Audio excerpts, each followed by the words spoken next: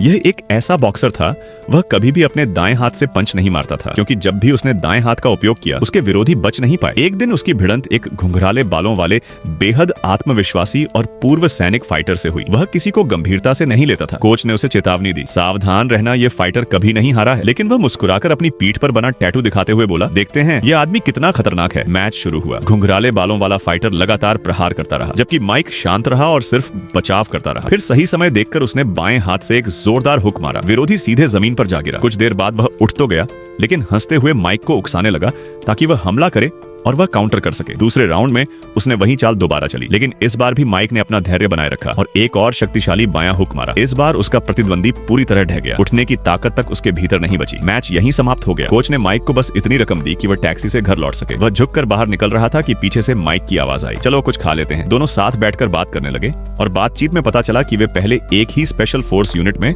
काम कर चुके थे। उसने माइक से पूछा, तुम हमेशा बाएं हाथ से ही क्यों लड़ते हो? माइक बस हल्की सी मुस्कान के साथ चुप रहा। उसी समय माइक की माँ का फोन आया, बेटा कुछ गुंडे दुकान पर हमला कर रहे हैं। माइक तुरंत दुकान की ओर भागा। वहाँ भीड़ जमा थी। माँ को देखकर वह समझ गया कि अब उसके दाएं हाथ का समय आ चुका है। उसने एक एक कर सभी गुंडों को गिराना शुरू कर दिया। हर पंच बिजली की तरह तेज और भारी था। छत पर खड़ा एक आदमी ये सब देख रहा था, लेकिन माइक के पास रुकने का समय नहीं था। आखिरी गुंडे को गिराकर वह अंदर भागा। पहले अपनी माँ को सुरक्षित किया, फिर एक आदमी से पूछताछ करने लगा। तभी असली गैंगस्टर अपने विशाल गाय बॉडीगार्ड के साथ अंदर आया। माइक ने बिना देर किए पहला दाएं हाथ का पंच मारा, लेकिन बॉडीगार्ड ने उसे आसानी से झेल लिया। माइक हैरान रह गया। उसने पूरी ताकत के साथ लगातार कई पंच मारे, लेकिन विशाल बॉडीगार्ड सिर्फ कुछ कदम पीछे हटकर उन्हें सहता रहा। गुस्से में आकर उस बॉडीगार्ड ने माइक के दोनों हाथ पकड़ लिए और जोरदार हेडबट मारा। माइक जमीन पर गिर पड़ा। गैंग लीडर उसके पास आया और बोला, मेरे साथ काम करो, लेकिन माइक ने उसके चेहरे पर थूक दिया। यह देखकर गैंगस्टर आग बुला हो उठा। उसने चाकू निकाला